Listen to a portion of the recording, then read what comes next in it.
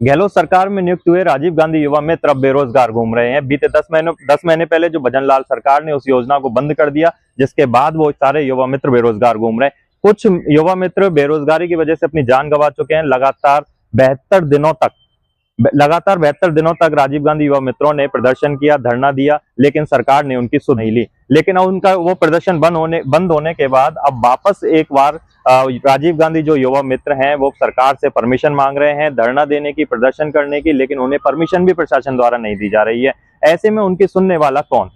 सवाल यही है कि ऐसे में उनकी सुनने वाला कौन। वो कुछ युवा मित्रों से भैया जी ने बातचीत की जो बीजेपी कार्यालय में बड़ी उम्मीदों से गए थे। चलिए आपको सुनाते हैं कि उन्होंने हम भैया जी से क्या बातचीत की। कि हम राजीव गांधी युवा मित्र पिछले 10 महीने से संघर्ष कर रहे हैं हमारा छीना हुआ रोजगार को वापस लेने के लिए। आप देख रहे हो कि भजनलाल सरकार ने आते ही 5000 राजीव गांधी युवा मित्रों का रोजगार छीन लिया बिना कोई कारण बताए। आपको पता है कि घर में भी अगर एक नौकर को लगाते हैं और उसको हम नौकरी से हटाते तो कारण बताते हैं कि लापरवाह था, इसने घर में चोरी की, लेकिन बिना कोई कारण बताए सीधे एक नोटिस निकाल दिया जाता है कि राजीव गांधी युवा मित्रों की 25 दिसंबर को सेवाएं समाप्त की जाती है। हम पूछना चाहते हैं भजनलाल सरकार से कि हमने लाखों लोगों को योजनाओं का लाभ दिलाया, चाहे वो केंद्र हो व राज्य की हो, उसका आखिर हमें ये क्यों प्रतिफल मिला कि हमारा रोजगार छीन लिया।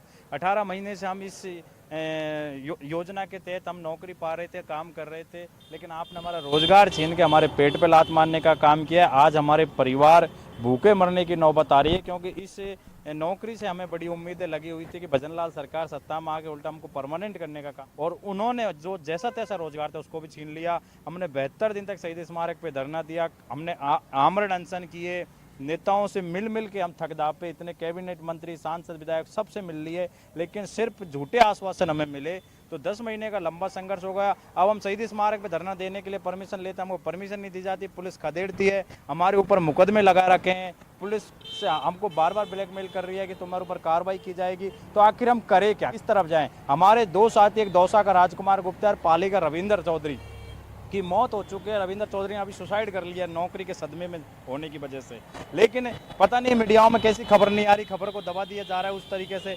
तो मैं यही कहना चाहता हूं सरकार से कि हमारा रोजगार को बहाल करें, उपचुनाव से पहले करें। उपचुनाव से पहले नहीं करेंगे तो हम नई रणनीति पर काम करेंगे, लेकिन हमारा खोया हुआ रोजगार को वापस करें। आपका नाम? मेरा नाम संजय मीणा है, मैं राजीव गांधी युवा मित्र संघ का प्रदेश अध्यक्ष हूँ। शिल्पा है, मैं भी युवा मित्र ही हूँ।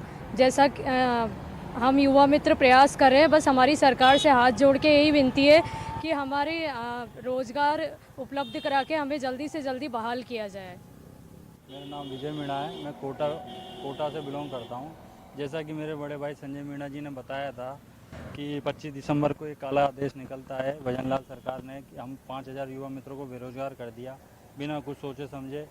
एक नोटिस तक नहीं दिया कि हमें नौकरी से हटाया जा रहा है। एक बस ये कि ना, उसके उपरांत हम लोगों ने जयपुर में धरना भी दिया, 75 दिन तक धरना दिया। उसके बाद आक्रोश में आके कुछ हमारे जो भाई लोग हैं वो टंकी पे भी चढ़ गए थे, और उसमें हमने शांतिपूर्वक धरना प्रदर्शन किया था वो टंकी वाला। पर उसके विरोध में गवर्नमेंट ने हमारे ऊपर संगीन 307 और अन्य धाराओं में मुकदमे लगा दिए।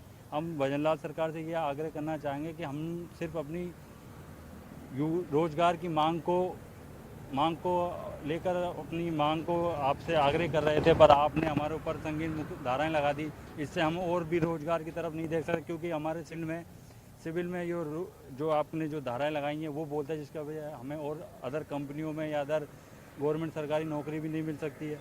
और उसके उपरांत जब हम आचार संहिता लगी तो हमें आश्वासन दिया था कि केंद्रीय चुनाव के बाद हमें बहाल कर दिया जाएगा, पर जब ये चुनाव के बाद आज 8-9 महीने 10 महीने गुजर चुके हैं, पर हमें अभी तक नहीं दिया।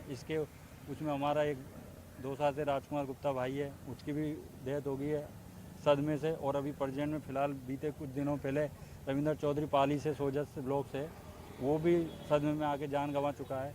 और फिर भी जो राजस्थान की जो सरकार है इन्होंने अभी तक ये निष्कर्ष नहीं निकाला है कि इन 5000 युवा मित्र बेरोजगारों को बहाल किया जाए, ताकि इनके परिवार में खुशी की लहर दौड़ सके और इनको रोजगार मिल सके और अपने जीवन यापन को सफल बना सके। बस सरकार से हमारा यही आग्रह है कि हमें जल्द से जल्द बहाल किया जाए, ताकि हम भी अपने जीवन यापन करने में सक्षम हो सके।